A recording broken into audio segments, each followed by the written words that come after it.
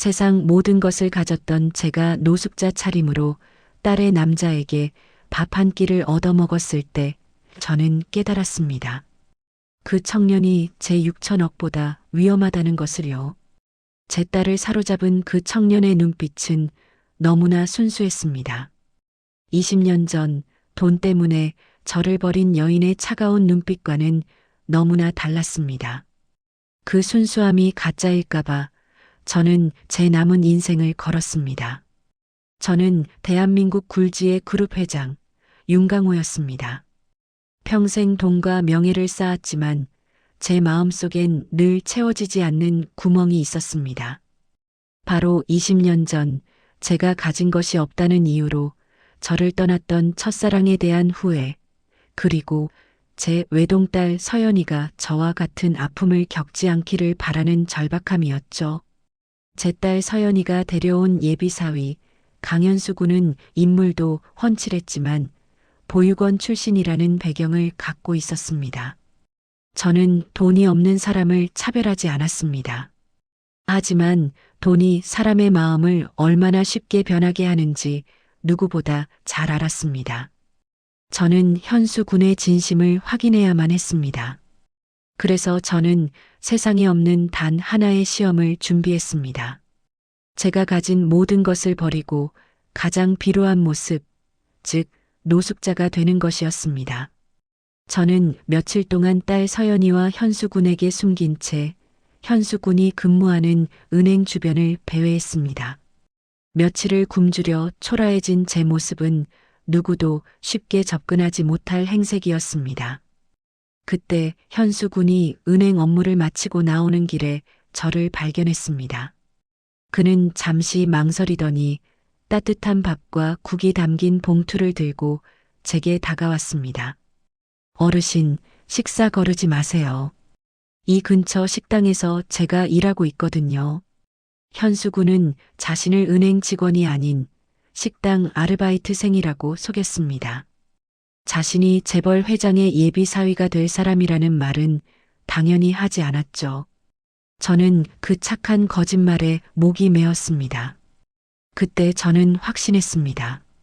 이 청년이 순수할 수도 있지만 그 순수함이 6천억이라는 무게를 견딜 수 있는지 시험해야 한다고 말입니다. 저는 현수 군을 보며 20년 전 저를 떠났던 여인에게 복수하듯 돈보다 귀한 가치를 지키는 사람을 딸의 짝으로 삼겠다고 굳게 다짐했습니다. 그날 밤 저는 제 외동딸에게 전화를 걸어 아빠가 중요한 프로젝트 때문에 지방 출장을 다녀오겠다고 거짓말을 했습니다. 이제 윤 회장은 사라지고 노인만 남았습니다. 수천억 자산가인 제가 고작 2만 원 때문에 지점장에게 찍힐 일을 만드는 예비 사위를 받습니다. 승진이 걸린 중요한 VIP를 놓치면서까지 저를 도운 이유가 뭘까요? 그때부터 저는 그를 의심 아닌 확신을 갖기 시작했습니다.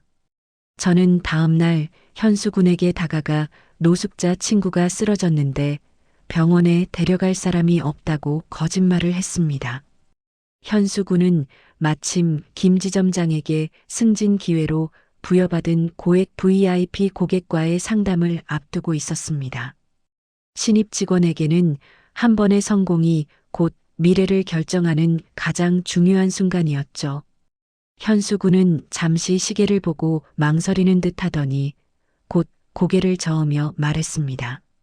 어르신, 사람 목숨이 먼저입니다. 제가 도와드릴게요. VIP 고객님께는 사정을 말씀드리면 이해해 주실 겁니다. 현수 군은 저를 따라 나섰고 당연히 VIP 고객과의 상담 시간은 미처 이행하지 못했습니다. 은행으로 돌아온 현수 군에게 김 지점장은 불같이 화를 냈습니다. 내가 감히 누굴 도와?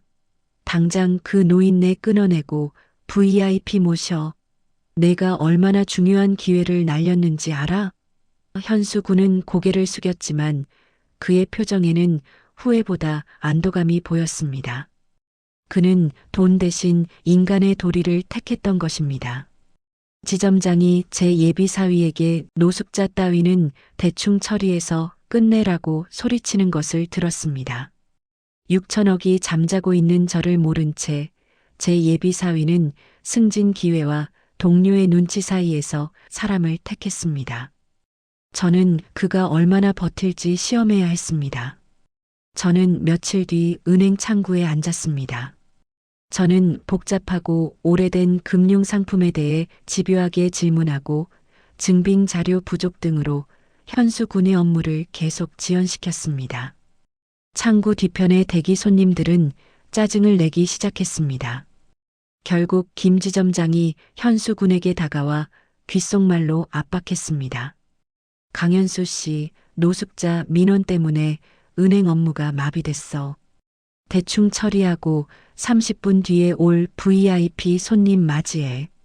현수 군은 땀을 흘리면서도 저를 외면하지 않았습니다. 그는 저의 금융 문해력이 부족하다는 것을 깨닫고 다음 날 아침 제가 이해할 수 있도록 직접 손글씨로 정리한 자료를 건네주었습니다. 그는 윗사람의 눈치와 대기 손님의 불만 속에서도 돈 없는 고객을 사람으로 대하는 태도를 잃지 않았습니다. 저는 목이 메었습니다.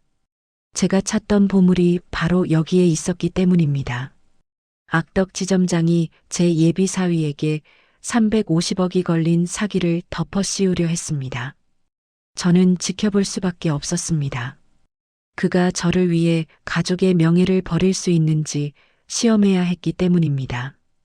김 지점장은 현수 군을 완전히 내보내기로 결심했습니다. 그는 그러니까 노숙자인 제 명의를 도용해서 현수 군에게 부당한 대출 사기를 덮어씌우려 했습니다.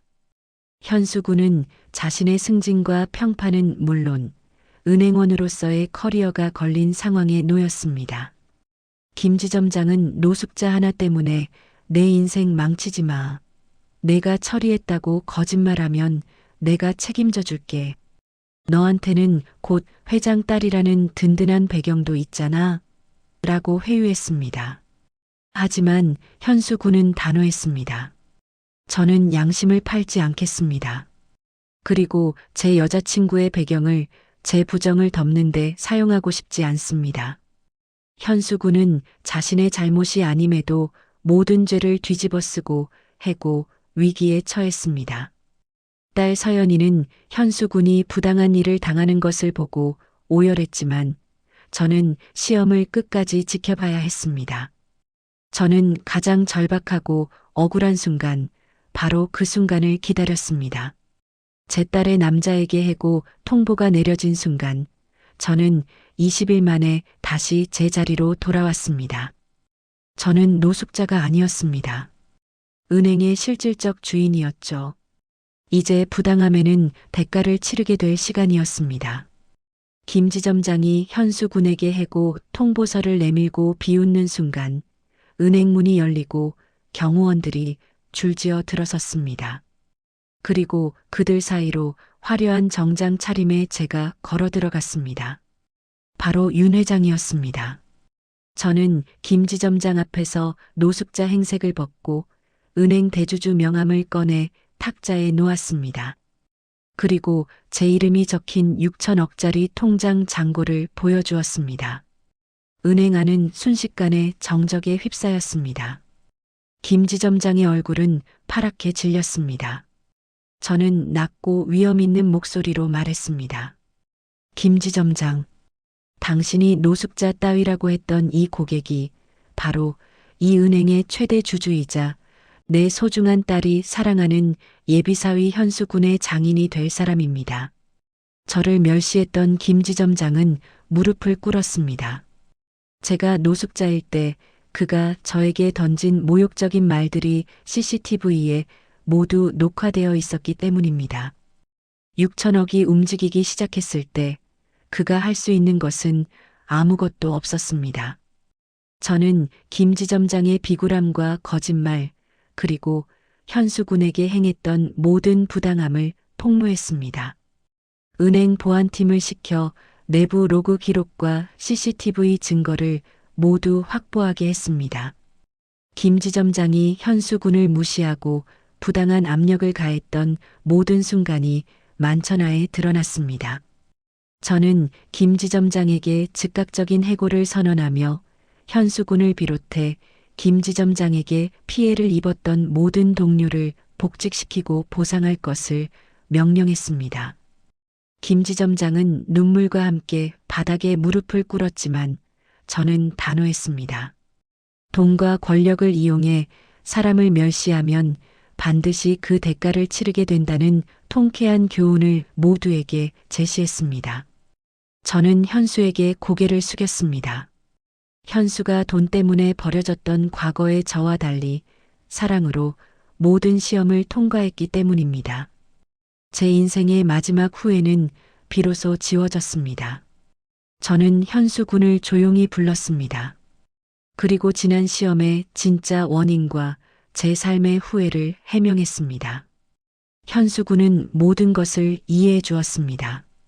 더 놀라운 사실은 현수 군이 과거 제가 익명으로 후원했던 보육원의 아이였다는 것이었습니다. 저의 후회는 부끄러운 시험이 아니라 잊고 있던 따뜻한 인연으로 이어졌던 것입니다. 저는 사위에게 진심으로 고마움을 전했습니다. 그리고 딸과 사위의 결혼을 공식적으로 승낙하며 말했습니다. 저는 오늘 6천억보다 더 귀한 보물을 얻었습니다. 돈 때문에 사람을 평가했던 저의 잘못된 삶은 이제 고쳐졌습니다.